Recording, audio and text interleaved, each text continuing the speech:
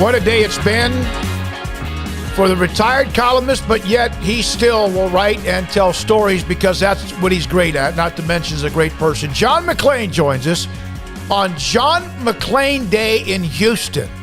John, congratulations on that, man. Well, thank you very much, David. First of all, I want to say congratulations to Baylor and Mac Rhodes. That's one of the best moves Baylor has ever made. I've thought for years now, how many universities around the country must be calling Mac Rhodes, trying to get him to leave Baylor because he's done such a fantastic job. And you don't see a lot of 10-year contracts given, but whatever they're spending on him, it's money well spent because he has been tremendous. And thank you guys very much.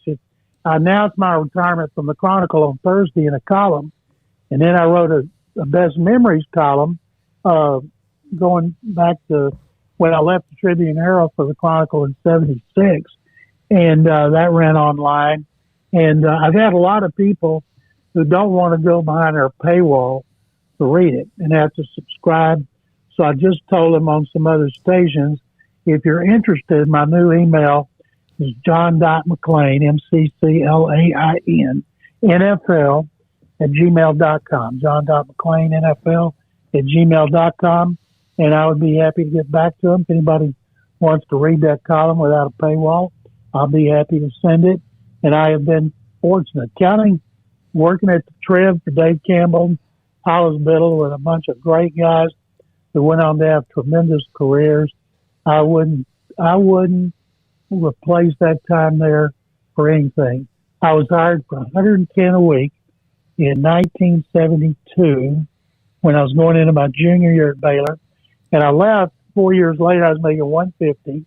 Chronicle offered me $210 to cover hockey. I'd never seen it, didn't know squat about it.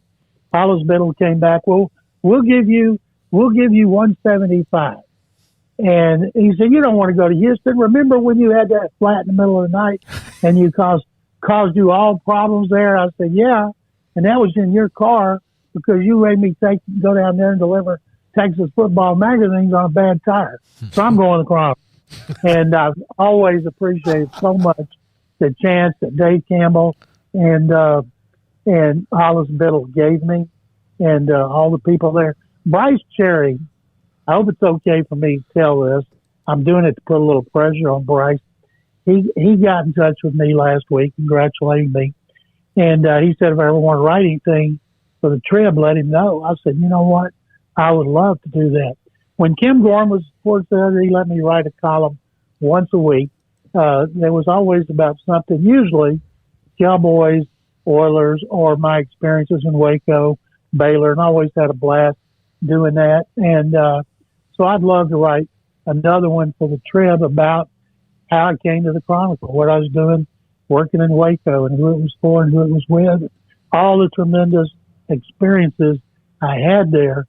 None other like covering MCC when Vinnie Johnson came from Brooklyn to Western Texas, and Snyder and Johnny Carter, the coach, stole him from Western Texas and brought him to Waco.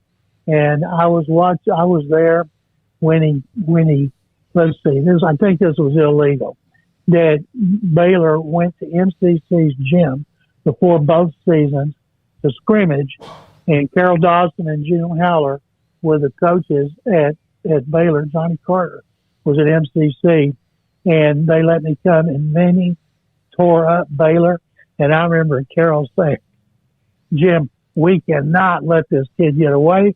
And they didn't. He's the greatest basketball player in Baylor history. Still is. John, on John McClain Day, do you get a key to the city? And if so, does the key to the city allow you just to walk into places that you'd want to go and get free stuff? What I got, Paul, I went to the city council for the Tuesday session. I stood up in front of the council, and the mayor gave me a big frame proclamation and a big frame caricature of me as the general, my nickname down here. And he read the proclamation, and I spoke and thanked everybody, and all the media was there, and it's people I'm usually hanging out as the Texans with, plus a few of my friends. And my wife's so excited about my retirement. She left town for 2 weeks because she's afraid I'm going to have to spend more time with her. And so then 3 of the city councilmen asked to speak and talked about reading these since we were kids. And I've just been blessed. I was blessed to work for the Trib, blessed to go to MCC and Baylor. And then it was a privilege to meet so many cool people along the way, and I still do.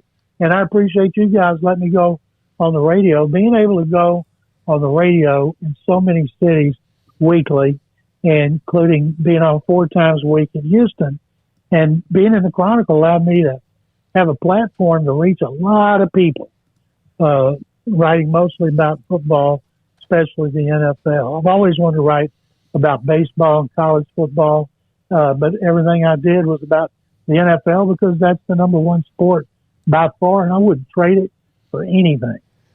Well, John, the NFL, I mean, it's always something in the news, it seems like. Although it's been a little bit of a quieter week, I did want to ask you about something that happened late last week. Bruce Arians stepping down as Tampa Bay head coach and Todd Bowles taking over. What were your thoughts on that whole sequence of events? First thing I thought about when I saw his news conference, Craig, how can I get me one of those cushy senior consultant titles right, where you don't do squat but play golf and you get paid? I'm still looking. And I thought a lot of people had a conspiracy. Brady wouldn't come back unless Arians was out, that they had problems with Arians interfering with a game plan with Brady and offensive coordinator Byron Leftwich. So Brady comes back and Arians is out, and they blamed it on Brady. And, of course, Arians and the Buccaneers denied it. We'll never know for sure. But Bruce tried to retire before. He was retiring about 10 years ago, and one of his buddies, Chuck Pagano, said, I need an offensive coordinator with the Colts. What do you think about coming here and doing it? So he did it.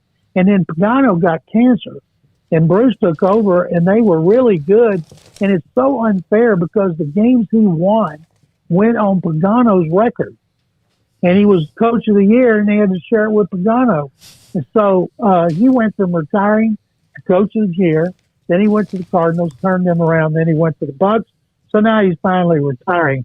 Everybody thought he would coach a couple more years. So I think there will be some suspicion around it. John, I got to tell you this. We've had you on. Paul said from the time he ever got in the radio in Waco, Craig, when he had you on the show, when he did it with Q. And then, of course, I had you on even in the days of Tyler and stuff. Your storytelling and your work as a columnist is unmatched, but your storytelling is amazing. I mean, it just seemed like there's nothing you don't remember. And my mother used to tell me, and I can't remember, I think it was junior high at Tennyson.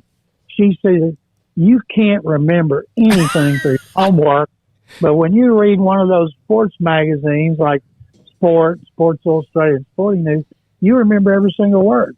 That's because I care about sports. I don't care about school. Yep. People have asked me what was the best story I ever had.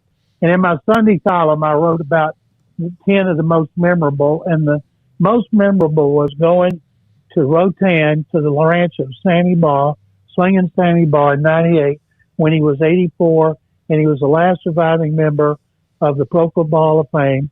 And I got a friend of mine who knew him. They played dominoes, and his friend, I had him call him, said, can we come out there? Can I play dominoes? And I got a guy from the Houston Chronicle wants to do this interview with you. So Baugh cussed like crazy. So he said, yes. So Cowboy Bill Lambs Jr. and I flew to Lubbock, drove to his ranch. As soon as we got out of the car, those two started going at it. They started playing dominoes. I turned on the tape recorder, and he told these incredible stories about the Redskins and what it was like to play in the 30s and 40s. And he'd been on a serial TV thing called Texas Ranger that was awful, but he made money to start buying some ranches in Texas. And he'd lived there since his wife died by himself out in the middle of nowhere. And he wouldn't go anywhere unless he could be in his bed at night. And I told him the Hall of Fame will ship your bed on a train if you will go and let them honor you. And he said no. And he drove to Sweetwater 5 days a week to play golf.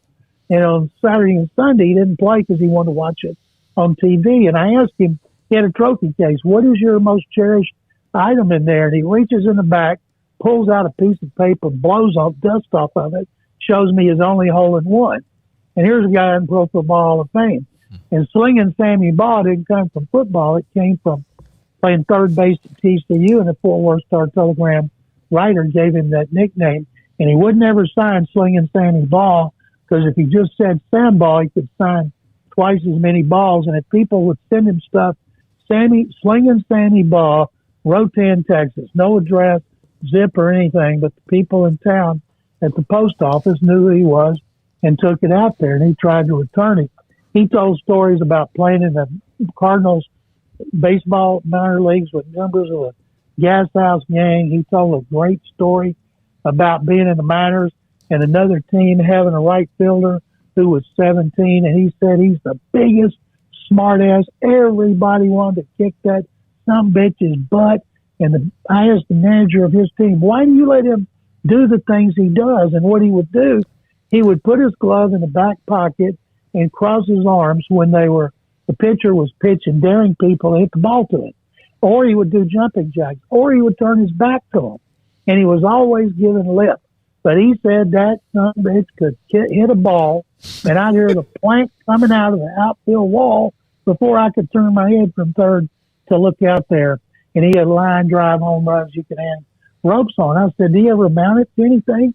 He said, you tell me. His name was Ted Williams. Wow. And the day we left, I'm out on his porch with him, and he made us peanut butter and jelly sandwiches for the ride back to Lubbock. And I said, Sammy, why do you live out here? Why don't you move to Fort Worth or Sweetwater? And I'm going to have to change a word here. He said, because anytime I got to take a parentheses pee, I can come out right out there on my porch, and I can pee anytime I want. And he said, in fact, I got to take a pee right now. Care to join me? And I did. That's a really strange reason to live anywhere. Yeah, that's got to be very freedom. Like a lot of refreshing to just go freedom, on outside. That's right. Yeah, it was freedom. Yeah. All right. John, you're the best, man. We are so thrilled for you. Congratulations on retirement. I know that what you do and your writing is amazing, and good luck with whatever you're doing in the future. But we appreciate you, no doubt, and we can't wait for Tuesdays with you at 5:30 or so. David and Craig and Paul, thank you very much. I'm still doing all my talk shows. I appreciate you guys letting me stay on them. I'll stay on top of everything, do a little freelance. I've just retired from the Chronicle at 47 years.